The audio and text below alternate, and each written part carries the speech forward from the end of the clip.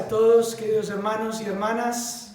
Sed todos bienvenidos a nuestra reunión de adoración, este primer día de la semana, este día que tenemos el privilegio de comenzar en la presencia de Dios.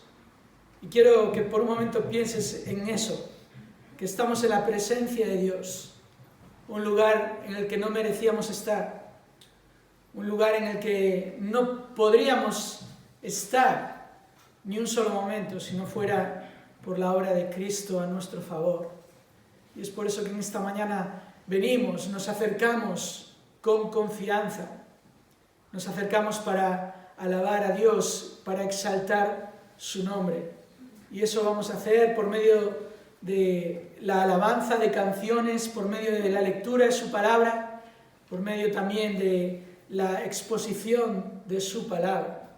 Así que en esta mañana vamos a comenzar nuestra reunión orando y vamos a pedir al Señor que Él nos bendiga, que Él acepte nuestra alabanza en esta mañana y que traiga también edificación para su pueblo. Vamos a orar.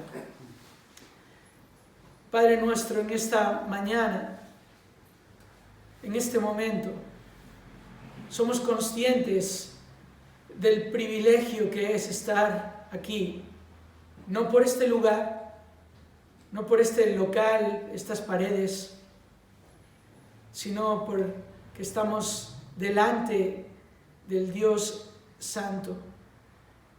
Nosotros, las criaturas pecadoras y débiles. Y Señor, en esta mañana queremos darte gracias porque es por Cristo, por tu Hijo, por su obra, porque nos has revestido de su justicia, porque en fe, por medio de Él, venimos delante de ti y no venimos asustados, no venimos avergonzados, venimos agradecidos. Venimos con el deseo, Señor, de adorarte a ti, de no pensar en otras cosas insignificantes comparadas con tu amor y tu misericordia. Y por eso, Señor, en esta mañana queremos comenzar nuestra alabanza dirigiéndonos a ti, pidiéndote, Señor, que tú recibas nuestra adoración que es traída a ti con sinceridad. Nuestras canciones quizás no sean las mejores que existen y nuestras voces, desde luego, son las mejores que hay. Pero nuestro deseo sincero en nuestro corazón es alabarte, exaltarte por quien tú eres y lo que tú has hecho. Por eso, Señor, en esta mañana ayúdanos también para que nada estorbe en nuestra mente y nuestro corazón este tiempo en tu presencia. Y que además, Señor, tú tengas una vez más la bondad de traer bendición a tu pueblo, edificación, consuelo, corrección, ánimo, salvación. Señor, que tú traigas bendición en esta mañana y en este día. Y no solo aquí, sino en todo lugar donde tu pueblo se reúne para alabarte y para adorarte, para proclamar la verdad de tu palabra. Que tú traigas bendición, Señor. Te lo pedimos en el nombre de Jesús. Amén. Dice el Salmo 95, venid, cantemos con gozo al Señor, aclamemos con júbilo a la roca de nuestra salvación. Vengamos ante su presencia con acción de gracias, aclamémosle con salmos, porque Dios grande es el Señor. Vamos a ponernos en pie y alabarle.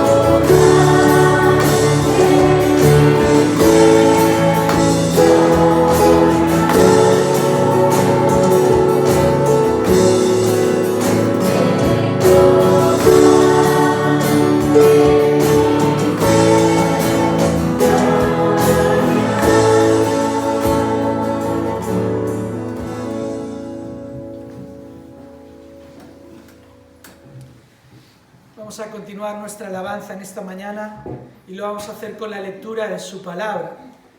Así que quiero invitaros a abrir vuestras Biblias en la carta del apóstol Pablo a los Gálatas y capítulo 3. Gálatas capítulo 3, vamos a leer los versículos del 1 al 14.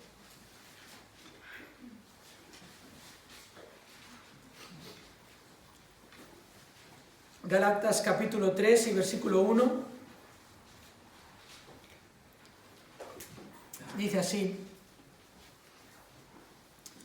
Oh Gálatas insensatos, ¿quién os ha fascinado a vosotros, ante cuyos ojos Jesucristo fue presentado públicamente como crucificado?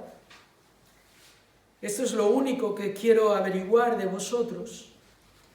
¿Recibisteis el Espíritu por las obras de la ley o por el oír con fe? Tan insensatos sois. Habiendo comenzado por el Espíritu, ¿vais a terminar ahora por la carne? ¿Habéis padecido tantas cosas en vano? Si es que en realidad fue en vano. Aquel pues que os suministra el Espíritu y hace milagros entre vosotros, ¿lo hace por las obras de la ley o por el oír con fe? Así Abraham creyó a Dios y le fue contado como justicia. Por consiguiente, sabed que los que son de fe, estos son hijos de Abraham. Y la Escritura, previendo que Dios justificaría a los gentiles por la fe, anunció de antemano las buenas nuevas a Abraham, diciendo: en ti serán benditas todas las naciones. Así que los que son de fe son bendecidos con Abraham, el creyente. Porque todos los que son de las obras de la ley están bajo maldición. Pues escrito está: maldito todo el que no permanece en todas las cosas escritas en el libro de la ley para hacerlas. Y que nadie es justificado ante Dios por la ley es evidente, porque el justo vivirá por la fe. Sin embargo, la ley no es de fe. Al contrario, el que las hace vivirá por ellas. Cristo nos redimió de la maldición de la ley, habiéndose hecho maldición por nosotros. Porque escrito está: maldito todo el que cuelga de un madero. A fin de que en Cristo Jesús la bendición de Abraham viniera a los gentiles para que recibiéramos la promesa del Espíritu mediante la fe. Vamos a seguir alabando al Señor por medio de una canción más. Encontraste Jesús.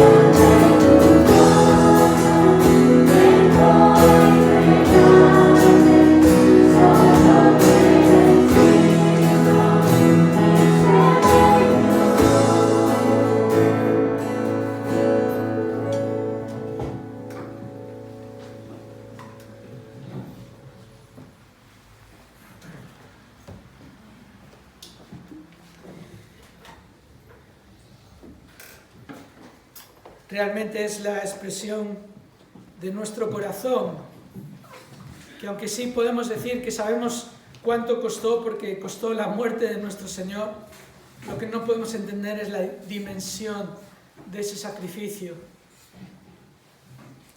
Cristo nos redimió de la maldición de la ley, habiéndose hecho maldición por nosotros. Y por eso nosotros hemos recibido la bendición como Abraham, la promesa del Espíritu Santo mediante la fe.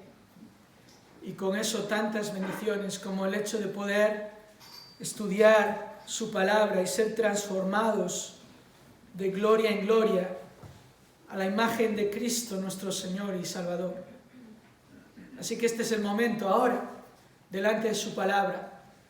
Vamos a orar y vamos a pedir al Señor que nos hable, que nos edifique por medio de su palabra.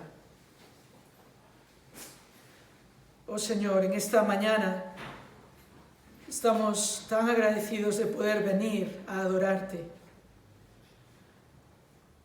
de venir a entregarnos, no porque no nos hayamos entregado ya, sino porque reconocemos nuestra absoluta dependencia de ti, nuestra necesidad de ser alimentados por medio del alimento espiritual, el alimento del alma, tu palabra. Y, oh Señor, te damos gracias porque al abrirla nos encontramos contigo. Sabemos, Señor, que es tu palabra que viene de tu misma boca, que tú utilizaste, Señor, a hombres movidos por tu espíritu para escribir tu palabra, tus palabras, cada palabra, para traer salvación, porque la fe viene por el oír, y tú has puesto tu poder en el Evangelio, es poder para salvación, y también traes santificación, edificación, madurez. Por eso, Señor, te pido en este momento de todos los que estamos aquí, que somos tus hijos, que nos des este peso de entender que necesitamos tu palabra, necesitamos crecer, necesitamos madurar. Y también, Señor, queremos rogarte si hay entre nosotros alguna persona que no ha creído en Cristo como Señor y Salvador, o aún entre quienes nos escuchan desde sus casas, que tú, Señor, también traigas salvación, comprensión de nuestra necesidad de arrepentirnos de nuestros pecados y creer en Jesús para ser librados de la maldición que merecemos por nuestro pecado. Te pedimos, Señor, que tú ahora dirijas nuestra meditación para que sea agradable a ti, que sea, Señor, hecha según tu palabra, según la verdad de tu palabra y no según la opinión de hombres. Te lo rogamos en el nombre de Jesús. Amén. Vamos a abrir nuestras Biblias una vez más en 1 Timoteo capítulo 2. 1 Timoteo capítulo 2, para seguir con nuestro estudio de esta carta, y vamos a leer el versículo 8. De hecho, vamos a leer los versículos del 8 al 15, aunque en esta mañana vamos a estar observando el versículo 8.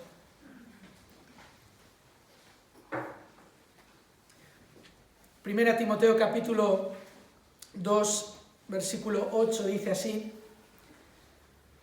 por consiguiente, quiero que en todo lugar los hombres oren levantando manos santas, sin ira ni discusiones. Asimismo, que las mujeres se vistan con ropa decorosa, con pudor y modestia, no con peinado ostentoso, no con oro o perlas o vestidos costosos, sino con buenas obras, como corresponde a las mujeres que profesan piedad. Que la mujer aprenda calladamente, con toda obediencia. porque no permito que la mujer enseñe ni que ejerza autoridad sobre el hombre, sino que permanezca callada. Porque Adán fue creado primero, después Eva.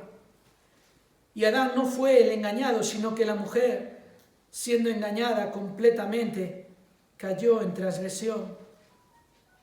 Pero se salvará engendrando hijos si permanece en fe, amor y santidad con modestia. Hay versículos en la Biblia que el mundo tolera. Algunos incluso se citan como refranes y otros son conocidos y apreciados. Uno puede escuchar a veces en una boda ese 1 Corintios 13, o alguien decir: el que esté libre de pecado que tire la primera piedra. Hay versículos que son apreciados, pero los que acabamos de leer no están entre esos versículos que el mundo tolera.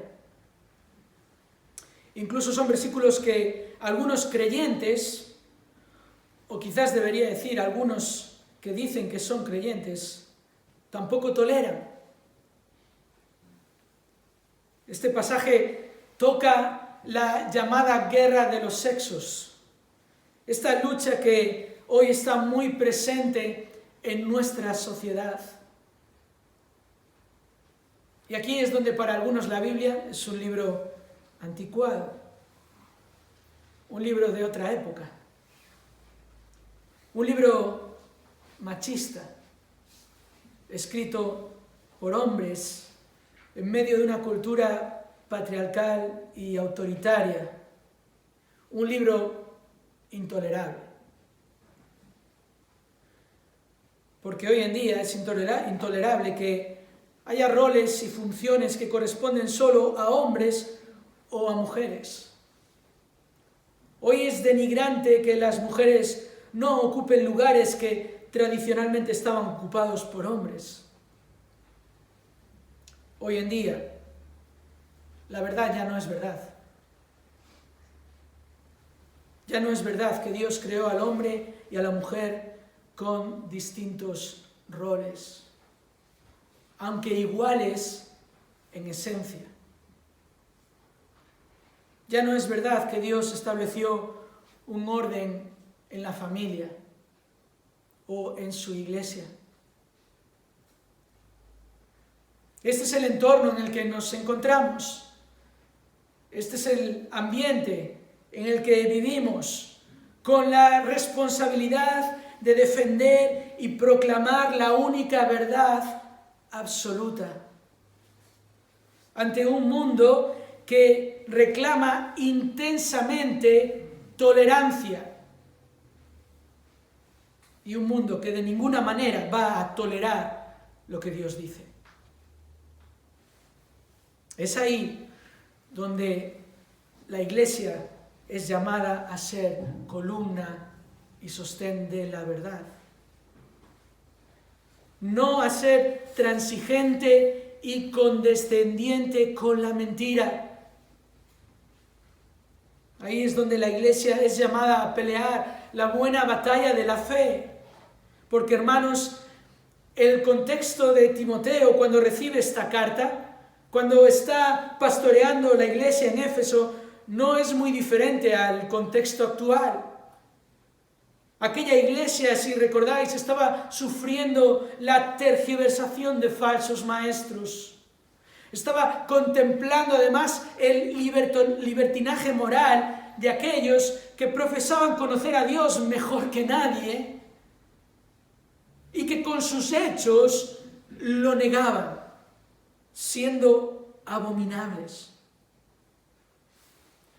Sus propios pastores, que estaban entre ellos y que se suponía que debían ser ejemplo para el rebaño, eran los auténticos lobos, como Himeneo y Alejandro, ¿verdad? Capítulo 1, versículo 20, lo vimos ya, que habían rechazado una buena conciencia. Por tanto, no era sorprendente que esta iglesia se estuviera dejando llevar por doctrinas diferentes, por doctrinas de demonios y espíritus engañadores, como Pablo va a decir en el capítulo 4, por las corrientes, además, de una sociedad que vivía de espaldas a Dios. Es como Charles Spurgeon lo describió en su propia época, hace unos 150 años, cuando dijo: nada es más desastroso que un ministro predicando un evangelio adulterado a un pueblo ciego, sordo y sin discernimiento. Así también nosotros hoy.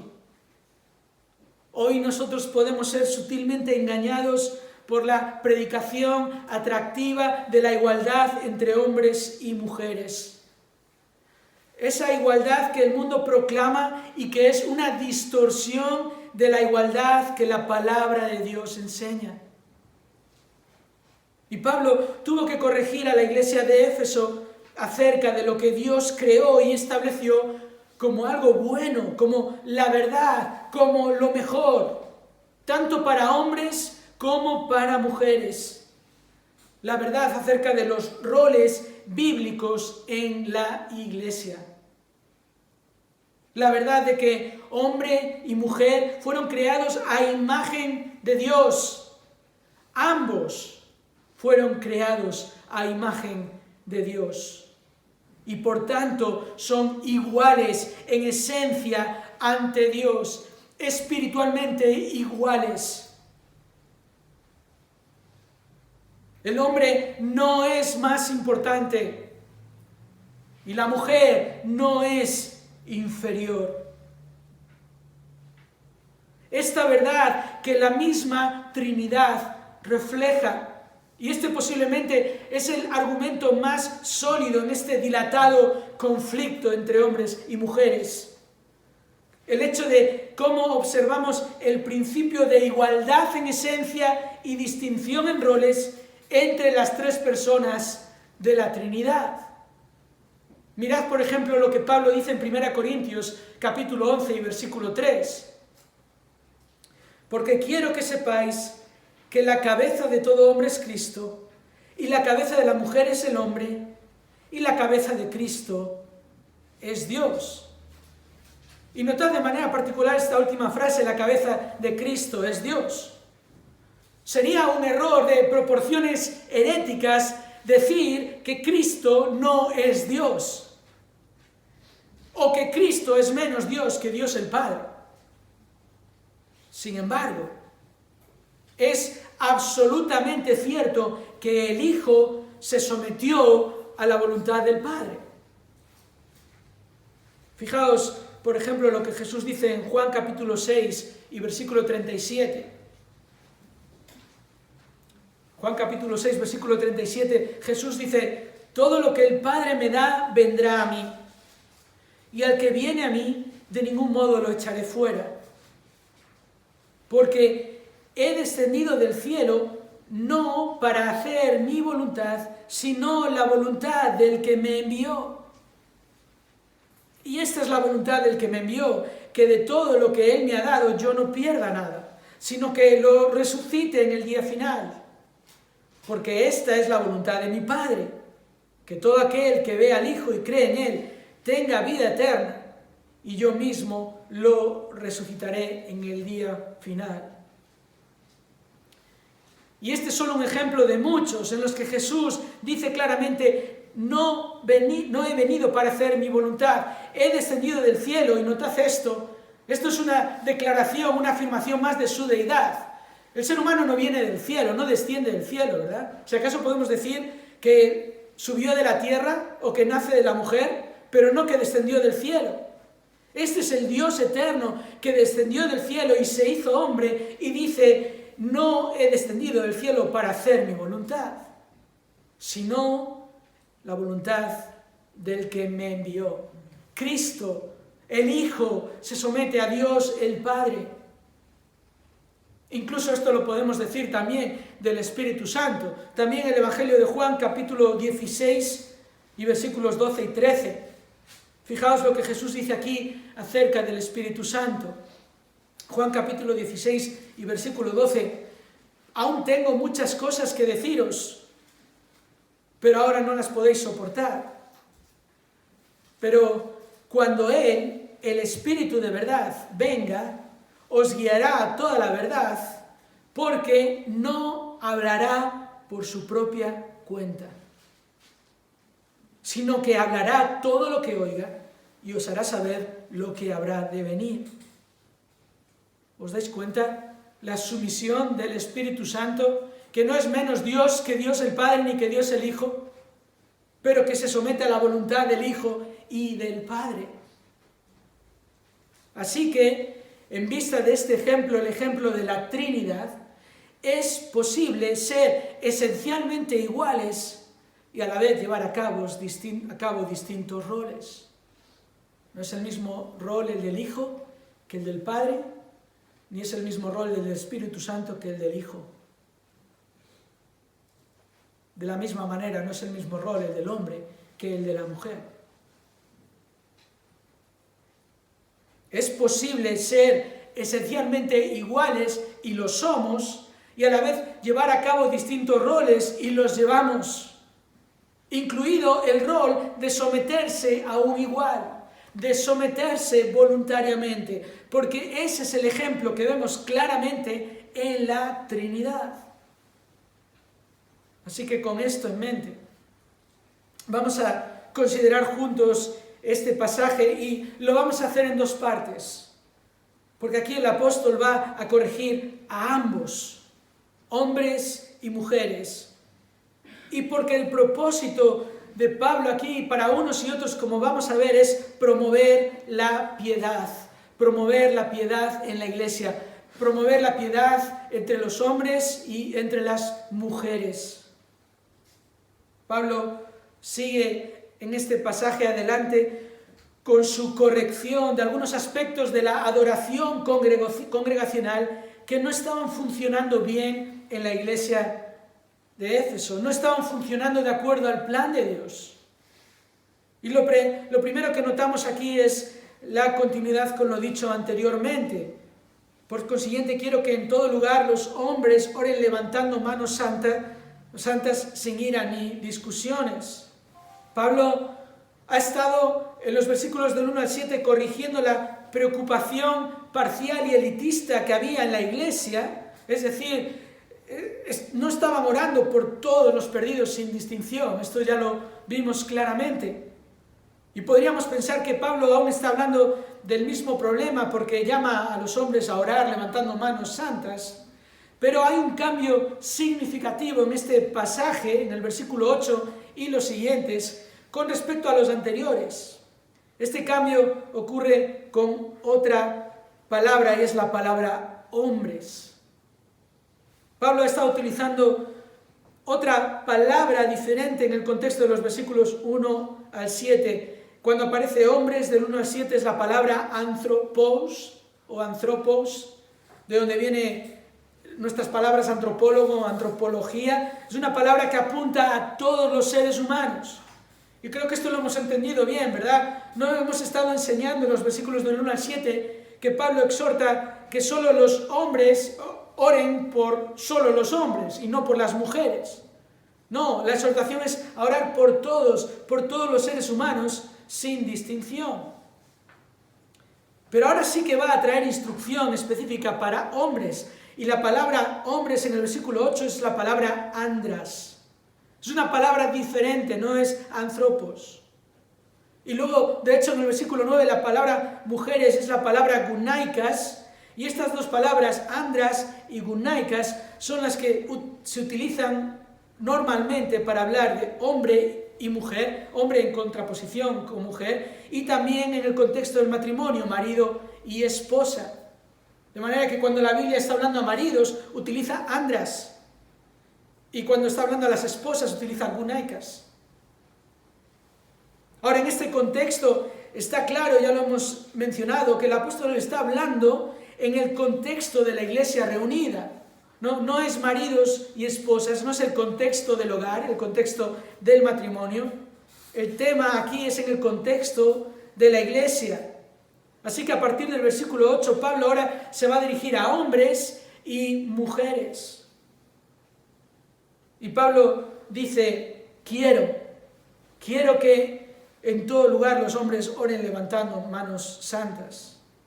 De hecho, literalmente el versículo comienza, quiero pues que en todo lugar los hombres oren levantando manos santas sin ira ni discusiones, como traduce la Reina Valera. Es prácticamente lo mismo que el versículo 1 del capítulo 2, exhorto pues. Pero este verbo quiero es donde muchos ven un problema. Porque parece como si lo que viene a continuación es el deseo personal de un hombre, una opinión subjetiva, lo que Pablo quiere. Sin embargo, no podemos ignorar que quien está escribiendo, como ya vimos al comienzo de esta carta, es un apóstol acreditado. Fijaos, la carta empieza así, Pablo, apóstol de Cristo Jesús, por mandato de Dios nuestro Salvador y de Cristo Jesús nuestra esperanza. No podemos decir que Pablo está dando su opinión como cualquier otra opinión. Simplemente el contexto no nos permite quitarle a estas palabras la autoridad del Espíritu Santo de Dios. Dios mismo es quien responde por sus verdaderos apóstoles. Dios mismo es quien les señaló y les respaldó con señales específicas. Este es el Pablo a quien Jesús mismo le habló. Este es el Pablo que sanó a personas. Este es el Pablo que levantó a un muerto. Este es el Pablo que fue llevado al tercer cielo. Y tuvo una conversación con Jesús, varias de hecho.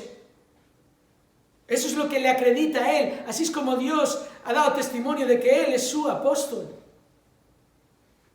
Así que no podemos decir palabra de Dios cuando lo que se dice me gusta y palabra de hombres cuando lo que se dice no me gusta. No podemos vulnerar las palabras que Dios inspiró, escritas por los autores que el Espíritu Santo movió. Sí, Pablo dice, quiero que, y este es el verbo bulomai, no sé si lo recordáis, lo explicamos la semana pasada, este verbo, cuando es usado con respecto a Dios, siempre apunta a la voluntad soberana y decretada de Dios. No es un mero deseo. Pablo no está expresando un deseo. No es algo que le gustaría ver a él en Éfeso. Pablo no está diciendo, esta es mi recomendación personal para vosotros. Pablo no está diciendo aquí, esta es mi sugerencia para vosotros. Pablo está expresando su voluntad porque sabe que es la voluntad de Dios. Como otras veces Pablo ha hecho cuando, por ejemplo, escribió a los filipenses, quiero que sepáis, hermanos, que las circunstancias en que me he visto han redundado en el mayor progreso del Evangelio. Pablo no está diciendo, desearía que supierais lo que me está pasando. Pablo dice, no, quiero que sepáis y lo vais a saber, y aquí tenéis mi carta donde os lo estoy diciendo. Además, hermanos, esta palabra aquí, este verbo, quiero, está a la altura de las otras palabras que Pablo está utilizando en esta sección. Esta sección que hemos visto que va del capítulo 2 al final del capítulo 3, que es una sección en el contexto de la iglesia, de la reunión, las reuniones de los cultos de la iglesia. Y Pablo dice en el versículo 1, exhorto pues, es un ruego urgente.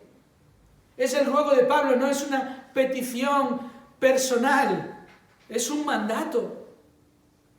De la misma manera encontramos también en el capítulo 3, versículo 1, Pablo dice, palabra fiel es esta, y luego en el versículo 2, un obispo debe ser, pues, debe ser.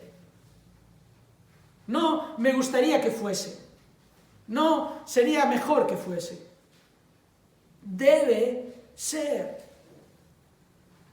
El ruego del apóstol es la voluntad de Dios, es la palabra fiel. Es lo que debe ser. Porque Pablo, recordémoslo hermanos, le está escribiendo a Timoteo en cuanto a cómo conducirse en la casa de Dios. Versículo 15. Este es el contexto. Estas correcciones buscan llevar a los creyentes a vivir delante de Dios, no delante de su sociedad. Vivir de acuerdo a la voluntad de Dios, no de acuerdo a las corrientes de los hombres.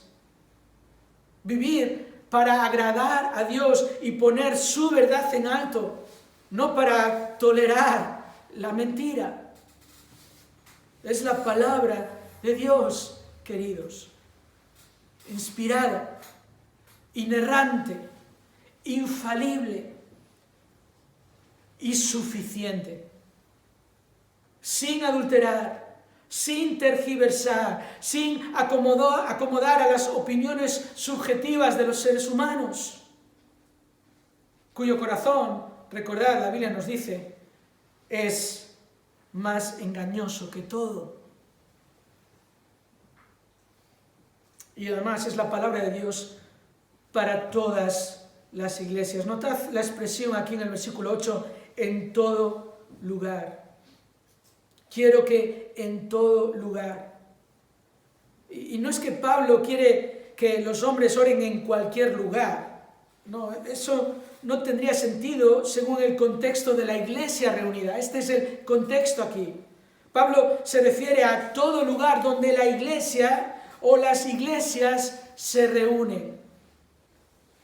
Estas son regulaciones dadas para hombres y mujeres en todo lugar donde la iglesia se está reuniendo. Notad cómo Pablo utiliza esta expresión en otros pasajes. Por ejemplo, 1 Corintios capítulo 1 y versículo 2, Pablo escribe a la iglesia de Dios que está en Corinto, a los que han sido santificados en Cristo Jesús, llamados a ser santos, con todos los que en cualquier parte invocan el nombre de nuestro Señor Jesucristo. Y luego también otro ejemplo, 2 Corintios capítulo 2 y versículo 14, Pablo dice, pero gracias a Dios que en Cristo siempre nos lleva en triunfo y que por medio de nosotros manifiesta en todo lugar la fragancia de su conocimiento. Está hablando del contexto de la iglesia reunida. Es una regulación para toda iglesia, para todas las iglesias, no es para la iglesia de Éfeso en el contexto particular de la iglesia de Éfeso.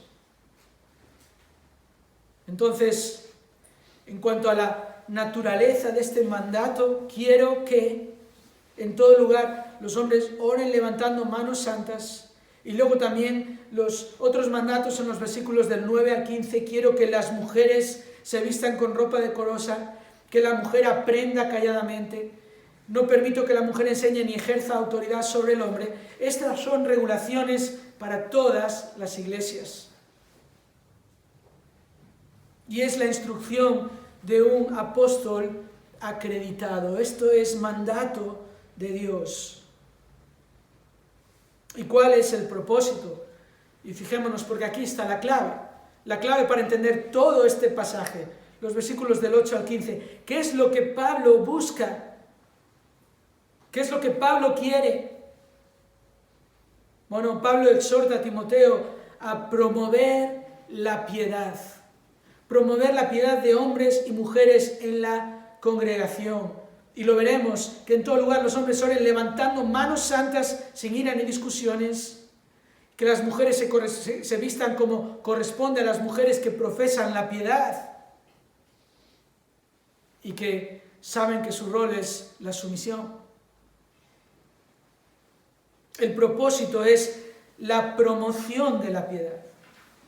El que hombres y mujeres honren a Dios y reflejen a Cristo con sus actitudes y sus acciones. Eso es precisamente lo que Pablo está corrigiendo aquí.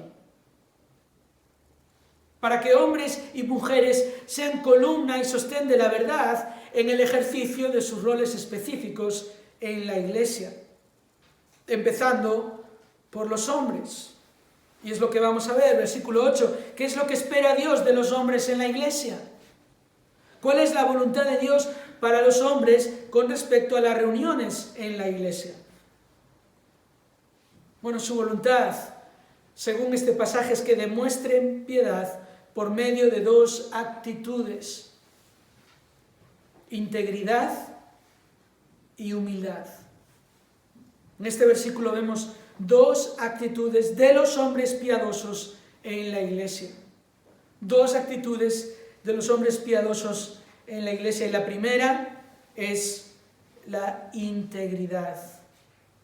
Que los hombres oren levantando manos santas. La primera observación importante aquí es el hecho de que Dios ha determinado que sean los hombres los que dirigen a la congregación. Esto lo vemos además porque Pablo va a continuar hablando de esto en el capítulo 3, después de dirigirse a las mujeres. Y lo veremos. A partir del capítulo 3 habla precisamente de los requisitos de aquellos hombres que son llamados a dirigir la congregación. Y esto lo vemos también en el mandato de orar. Dios dice que hombres piadosos deben dirigir la oración por los perdidos, que esa es la exhortación anterior. Pablo viene hablando de esta preocupación por los perdidos que se evidencia por medio de la oración, de orar por todos sin distinción. Estas oraciones a favor de toda clase de perdidos deben ser hechas por hombres. Y esto es así porque en el diseño de Dios son hombres piadosos los que deben dirigir a la congregación, los que deben dirigir la adoración del pueblo de Dios reunido. Y como digo, esto lo seguiremos viendo en la siguiente sección, en el capítulo 3, los versículos del 1 al 13. Ahora la pregunta que surge es, ¿pueden las mujeres orar en la reunión?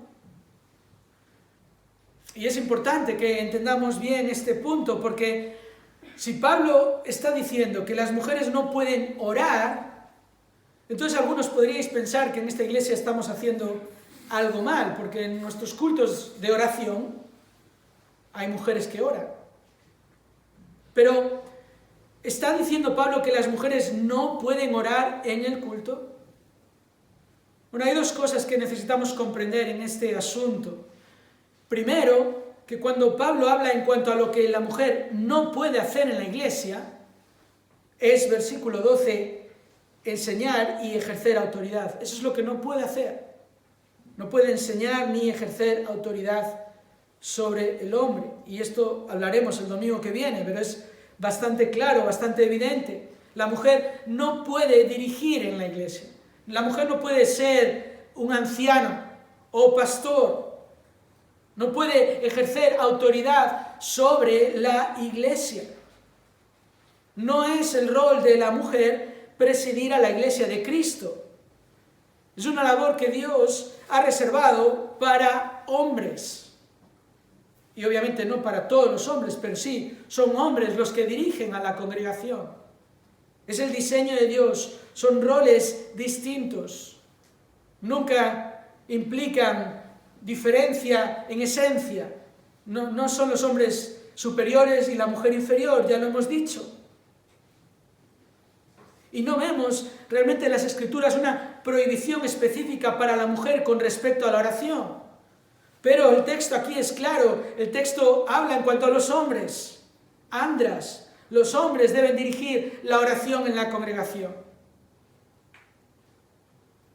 Y al orar, en un sentido, algunos entienden que el que ora está dirigiendo, que cuando ocurre la oración en el contexto de la iglesia, está dirigiendo, está ejerciendo autoridad. Pero aquí es donde nosotros, como ancianos, y ante toda la enseñanza del Nuevo Testamento en cuanto a este tema, entendemos que orar no es necesariamente dirigir, que puede ocurrir como dirigir, pero que no es necesariamente dirigir. Y es por eso, y notad porque esto es importante, los únicos momentos en los que una mujer en nuestra congregación ora públicamente son momentos dedicados específicamente a la oración y son dirigidos por los ancianos o delegados por los ancianos. Y aquí creemos que hay una diferencia clara. Esto sucede como, por ejemplo, el ministerio de la escuela dominical. Igual no lo pensamos, pero no tenemos ningún mandato en todo el Nuevo Testamento a tener un ministerio como la escuela dominical. ¿Sabías esto? Siempre es en el contexto del hogar. El hogar es donde el niño debe ser enseñado. Fue así desde el comienzo, la enseñanza de Dios a su pueblo en Israel, y ha sido así también en los tiempos de la Iglesia. La responsabilidad de la educación espiritual de los niños no recae sobre los ancianos, o sobre la Iglesia, o sobre los profesores de la escuela dominical. Y creo que esto es algo que entendemos. Sucede algo parecido con los cultos de oración.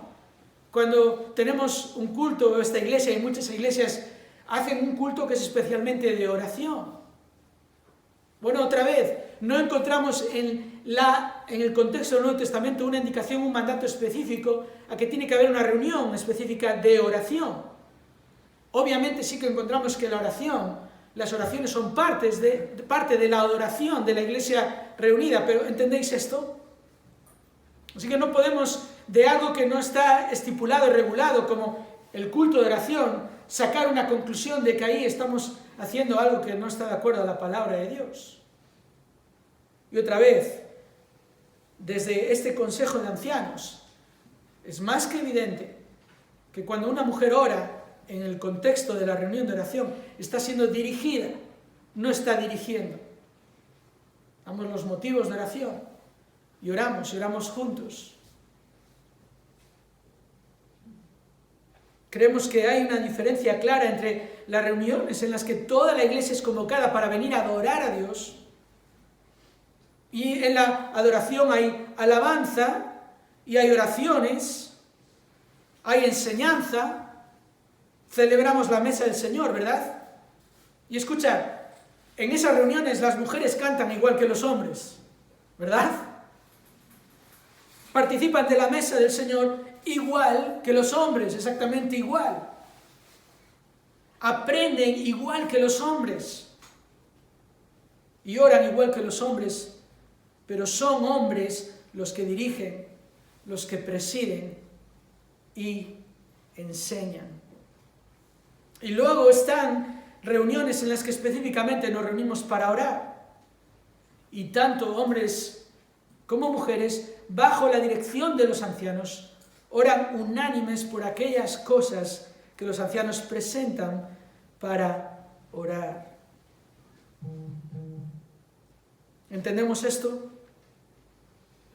Espero que lo podáis entender. De todas maneras, sabéis que estamos a vuestra disposición para explicaros más en cuanto a esto, pero siguiendo con nuestro pasaje, notemos el propósito de Pablo. Fijaos bien, porque no es una cuestión tanto de orar, sino de cómo deben orar los hombres. Y aquí es donde identificamos el problema que había en esta iglesia, que había hombres que no estaban orando y dirigiendo a la congregación adecuadamente. Y como hemos dicho, el propósito de Pablo es promover la piedad. Es decir, no que cualquier hombre ore, sino que los hombres que oren y dirijan la oración lo hagan piadosamente, levantando manos santas. Esta es la primera actitud. La primera actitud es integridad. La primera actitud con la que los hombres evidencian piedad es siendo íntegros, es rectitud, es honestidad, es lo que manos santas implica. Y además es interesante que aquí que la palabra santas no es la habitual en las Escrituras para hablar de santidad, sino que apunta más a una actitud de piedad, la actitud de aquel que actúa de acuerdo a la voluntad y el carácter de Dios. De uno que al actuar, que su actitud y sus acciones reflejan el carácter de Dios. Y esto es a lo que apunta la palabra piedad. El piadoso es aquel que vive de acuerdo a lo que Dios es, lo que Dios manda. Es la actitud del que está consagrado a Dios, de quien se mantiene puro ante Dios, limpio, fiel a la voluntad de Dios. Son hombres íntegros, que no dirigen a la congregación en la adoración a Dios, mientras luego sus vidas reflejan un desprecio por la voluntad de Dios. Que no oran según la verdad y luego viven según la mentira. De hecho, esta postura, aquí Pablo habla de esta postura, levantando manos santas. Era una postura muy habitual en el contexto del Antiguo Testamento, siempre relacionada con hombres piadosos implorando a Dios. Y os pongo dos ejemplos. En Nehemías capítulo 8, versículo 6, después de Esdras enseñar al pueblo allí, bendijo al Señor, el gran Dios, y todo el pueblo respondió amén, amén, mientras alzaban las manos, y después se postraron y adoraron al Señor rostro en tierra. Es un contexto en el que la enseñanza de Esdras trajo un verdadero arrepentimiento en el pueblo. ¿Y cómo lo demostraron? Levantando las manos, alzando las manos a Dios. También, otro ejemplo, el rey David en el Salmo 28 y versículo 2. Salmo 28, versículo 2 dice: escucha la voz de mis súplicas cuando a ti pido auxilio, cuando levanto mis manos hacia el lugar santísimo de tu santuario. Es la idea de este que viene con sus manos que no están manchadas con el pecado y que está mostrando esa dependencia de Dios, ese deseo de vivir de acuerdo a la voluntad de Dios. Esa es la postura, y hay diferentes posturas en las que encontramos a personas orando en la Biblia, ¿verdad? Encontramos a personas orando en pie, encontramos a personas orando de rodillas, con el rostro en el suelo, incluso golpeándose el pecho. No hay una regulación específica. Por eso, nosotros no deberíamos juzgar a los demás a nuestro alrededor si utilizan alguna de estas posturas, ¿verdad? Pero sí debemos entender que las posturas deberían reflejar una actitud interna y sincera. Escucha, no son las manos levantadas las que determinan si un hombre es piadoso, ¿verdad? No es que ahora soy piadoso y ahora no lo soy. Un hombre puede ser íntegro ante Dios y no levantar las manos al orar. Y de manera particular, en nuestra iglesia no recuerdo ver a ningún hombre levantando las manos mientras ora, pero puedo dar fe de que hay hombres piadosos en esta iglesia que oran. No, ese es el punto. Un hombre puede ser íntegro ante Dios y no levantar las manos al orar, pero Dios conoce el corazón y puede pasar al revés. Puede uno levantar las manos y no ser íntegro. Dios conoce el corazón. Pero escucha, al final, la congregación también conoce al hombre. Igual por un tiempo puedes parecer el hombre más íntegro en este local, en estas cuatro paredes, pero quien te conoce sabe si eres íntegro o no. Y en el libro del profeta Isaías, de hecho, encontramos una ilustración triste, realmente triste, de esta realidad, un momento de la historia, en el que el pueblo de Israel, cuando Dios les llega a decir que es inútil que oren. Fijaos hasta qué punto llega la situación que Dios les dice que está cansado de soportar su adoración superficial. Isaías capítulo 1, versículo 11, fijaos, os leo. Dios le dice a su pueblo: ¿qué es para mí la abundancia de vuestros sacrificios? Dice el Señor. Harto estoy de holocaustos de carneros y de sebo de ganado cebado. Y la sangre de novillos, corderos y machos cabríos no me complace. Cuando venís a presentaros delante de mí, ¿quién demanda esto de vosotros, de que pisoteéis mis atrios? No traigáis más vuestras vanas ofrendas. El incienso me es abominación. Luna nueva y día de reposo, el convocar asambleas. No tolero iniquidad y asamblea solemne. Dios no es tolerante con esto. Iniquidad y asamblea solemne. Dice más: vuestras lunas nuevas y vuestras fiestas señaladas las aborrece mi alma, se han vuelto una carga para mí, estoy cansado de soportarlas. Y cuando extendáis vuestras manos, esconderé mis ojos de vosotros. Sí, aunque multipliquéis las oraciones no escucharé, vuestras manos están llenas de sangre.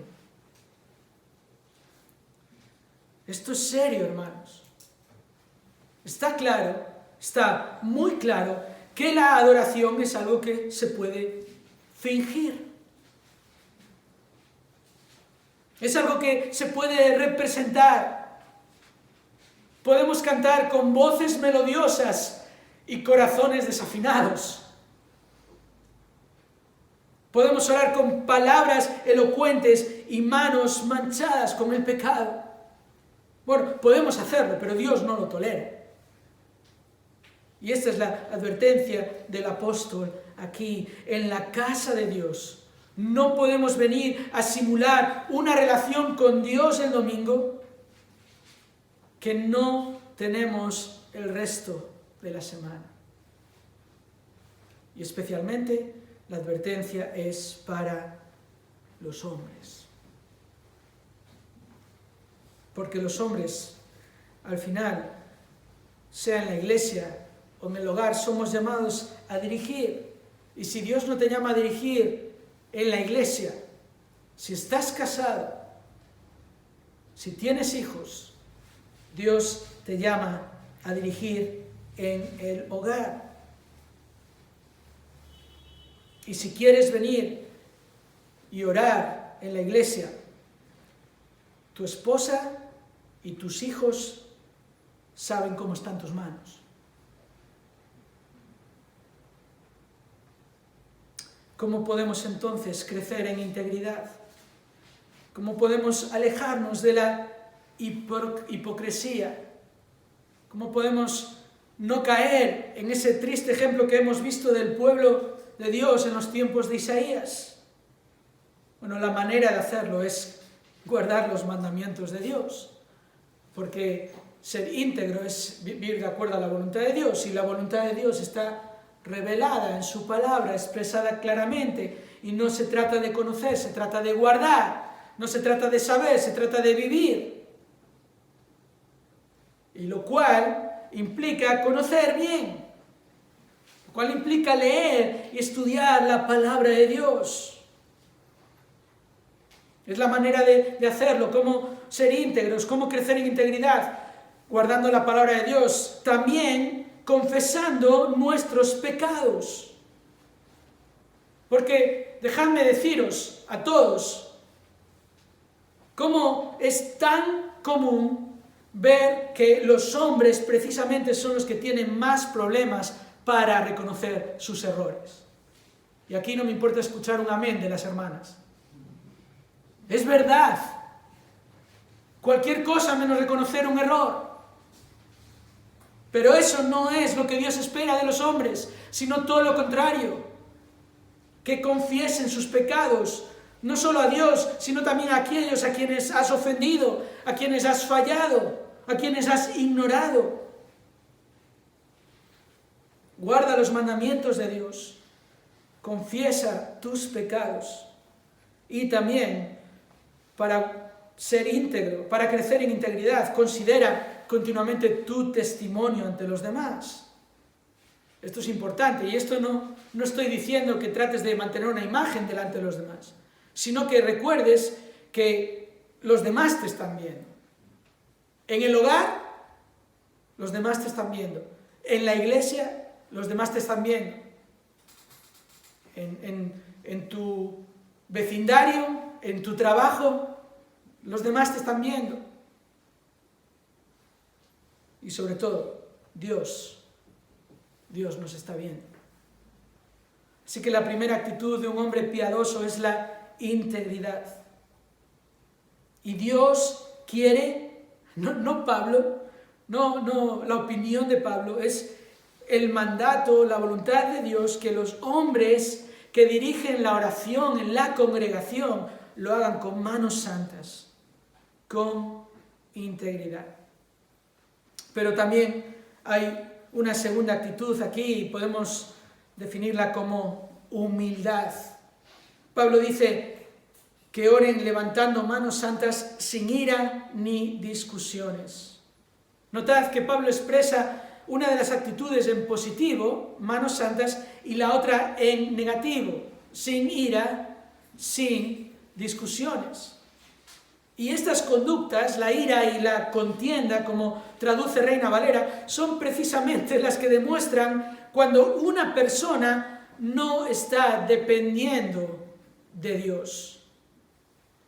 Por eso Santiago escribe en su carta: esto sabéis, mis amados hermanos, pero que cada uno sea pronto para oír, tardo para hablar, tardo para la ira, pues la ira del hombre no obra la justicia de Dios.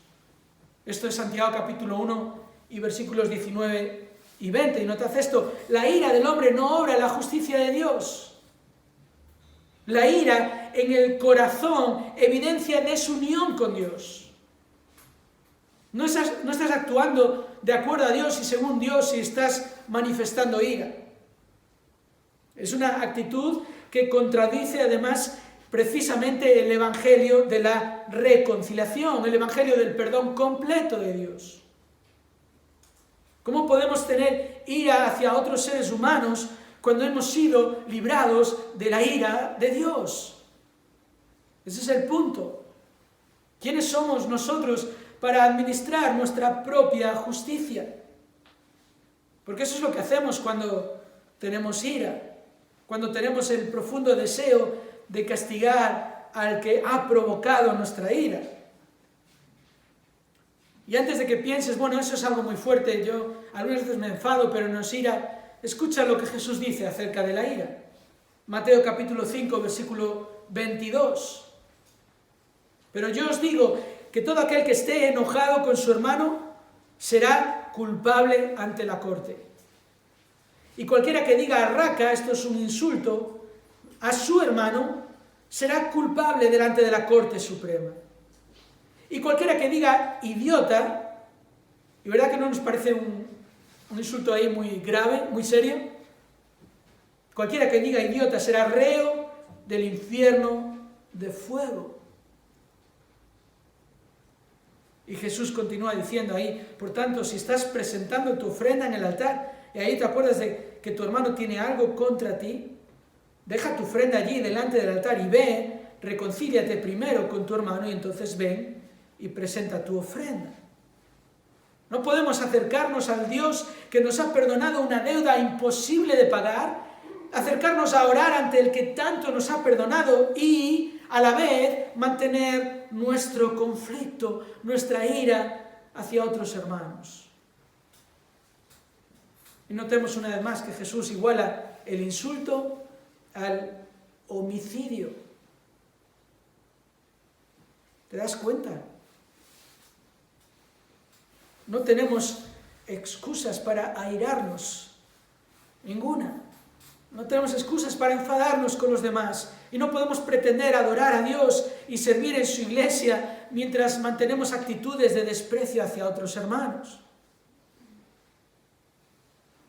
Y la palabra que Pablo utiliza aquí para discusiones, ira y discusiones, es una palabra muy interesante, es una palabra que apunta a una actitud de malos pensamientos. La palabra en el griego es dialogismos o dialogismos, es de donde viene nuestra palabra en castellano diálogo, y la idea normalmente en el Nuevo Testamento siempre está relacionada con una actitud negativa, con una actitud pecaminosa, que es aquella de tener un diálogo en tu mente en el que estás generando malos pensamientos con respecto a otros. Es la palabra que Jesús utiliza en Mateo capítulo 15, versículos 18 y 19, cuando dice: pero lo que sale de la boca proviene del corazón, y eso es lo que contamina al hombre, porque del corazón provienen dialogismos, provienen malos pensamientos, homicidios, adulterios, fornicaciones, robos, falsos testimonios y calumnias. Estas discusiones, malos pensamientos, y un hermano, no puede desempeñar una labor que conlleva liderazgo en la iglesia, y no puede orar o dirigir la oración en la iglesia si está dando cobijo en su corazón a la ira y a malos pensamientos. No es la voluntad de Dios. Así que ¿Qué podemos hacer para luchar contra la ira y la contienda? Bueno, la humildad, esa es la clave. Esa es la actitud, la humildad de reconocer quiénes somos ante Dios. La humildad de reconocer que lo que Él nos perdonó siempre es más de lo que nosotros tengamos que perdonar a cualquiera. La humildad de reconocer que cualquier ofensa que nos hagan siempre será menor que la ofensa que nosotros hemos hecho a un Dios santo. Humildad. Humildad también para reconocer nuestras necesidades espirituales. Que necesitamos que Dios nos alimente a nosotros, que necesitamos crecer. No que por el hecho de que igual Dios nos ha llamado a una posición de liderazgo, ya es que está todo el trabajo hecho y no necesito seguir creciendo. La humildad también de reconocer las necesidades espirituales de los demás a nuestro alrededor. Porque Jesús lo dijo claramente, ese liderazgo en la iglesia es el de aquellos que se ponen para servir a los demás. Ese es el estilo de Jesús. Porque Él no vino para ser servido, ¿recuerdas? Sino para servir. La humildad también de garantizar el perdón. No de perdonar. Perdonar es lo que pueden hacer los seres humanos. Garantizar el perdón es lo que hacen los creyentes. ¿A qué me estoy refiriendo? A que cualquiera de tus hermanos que te ofende, tienen tu perdón garantizado. Porque así es como Dios nos perdona a nosotros. Y así es como Dios también nos advierte de ¿qué es esto de que Dios nos perdone a nosotros y nosotros no seamos capaces de perdonar a los que nos ofenden a nosotros? Es perdonar por convicción y compromiso, no por sentimientos, no porque me han pedido perdón. Y es también la humildad de buscar al Señor en oración en lo privado. Hermanos, podemos orar mucho en público, pero ¿qué de nuestra oración en privado? Un pastor que se llama Wayne Mack, que sirve al Señor en Sudáfrica, escribió que la persona orgullosa es una persona de poca oración. Y yo creo que tiene razón. Puedes orar elocuentemente en público, pero ¿qué de tu oración en privado? Y la clave de todo, en cuanto a la integridad y en cuanto a la humildad, la clave es mirar a Cristo. Oh, mirar a Cristo, porque Él es nuestro mejor ejemplo de integridad. Cómo se mantuvo íntegro, por ejemplo, al ser tentado por el diablo en el desierto, cómo confió en la suficiente palabra de Dios y dijo, no solo de pan vivirá el hombre, sino de toda palabra que sale de la boca de Dios. Y cómo Cristo evidenció también humildad a lo largo de su vida y ministerio. Cómo Él mostró dependencia del Padre, cómo el único que en un sentido tendría la excusa de no tener una vida de oración fue de hecho el que tuvo una vida de oración ejemplar. Levantándose muy de mañana, dice Marcos 1:35, cuando todavía estaba oscuro, salió y se fue a orar, un lugar solitario, y allí oraba. Él oraba, caracterizaba su vida. Y si no, espera a tantas veces que vamos a ser enseñados en el Evangelio de Lucas, las veces que Jesús oraba. Y qué triste es que Él sea ese ejemplo y Él esté precisamente dependiendo del Padre continuamente y nosotros oremos apenas y ahí que cada uno rellene.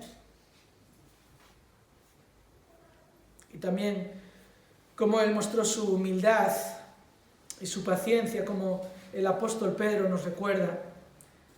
Para este propósito habéis sido llamados, Primera de Pedro 2, 21 al 23, pues también Cristo sufrió por vosotros, dejándoos ejemplo para que sigáis sus pisadas, el cual no cometió pecado, ni engaño alguno se halló en su boca, y quien cuando lo ultrajaban no respondía ultrajando, cuando padecía, no amenazaba, sino que se encomendaba a aquel que juzga con justicia. Este es el ejemplo. Hombres, este es el hombre al que debemos imitar. Todo hombre tiene un ejemplo perfecto a seguir. Y solo como adelanto, de la semana que viene, toda mujer tiene este mismo ejemplo a seguir también. Y lo veremos con respecto a las actitudes de una mujer piadosa. No es un ejemplo inalcanzable.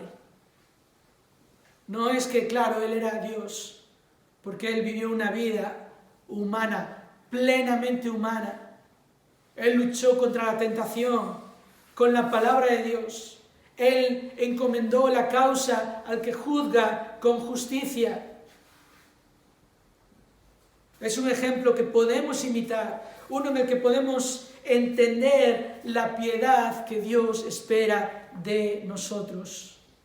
No nos dejemos engañar por el mundo a nuestro alrededor. No nos dejemos llevar por la tentación de agradar a los hombres. No nos dejemos arrastrar por el orgullo. En la iglesia, que es columna y sostén de la verdad, los hombres promueven la piedad con integridad y con humildad. Vamos a orar. Padre nuestro, te damos gracias por tu palabra en esta mañana y por este texto que estamos considerando.